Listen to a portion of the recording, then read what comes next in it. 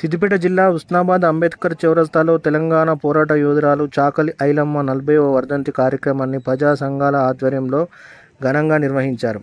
ఈ సందర్భంగా చాకలి ఐలమ్మ విగ్రహానికి పూలమాలలు వేసి నివాళులర్పించారు. తెలంగాణ సాయుధ పోరాటంలో వీరనారి చాకలి ఐలమ్మ పాత్ర గణనీయమైనదని కొనియాడారు.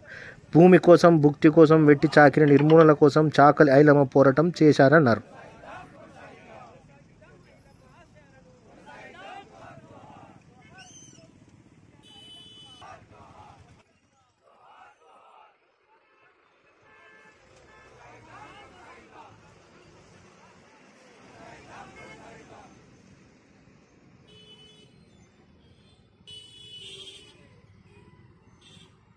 తెలంగాణ సాయుధ పోరాటంలో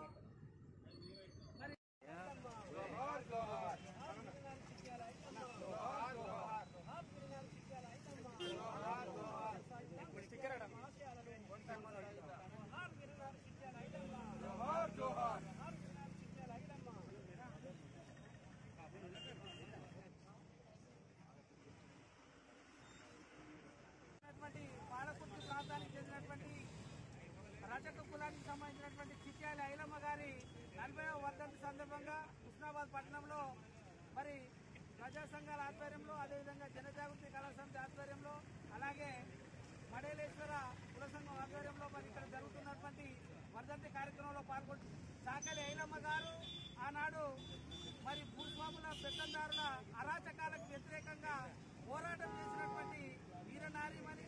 ఆమె యొక్క త్యాగ నిరతిని, పోరాట స్ఫూర్తిని ఈనాటి తరం కూడా మనం అందరం కూడా తప్పకుండా తెలుసుకొని నేటి తరం విద్యార్థులకు కూడా ఇది తెలియాల్సినటువంటి అవసరం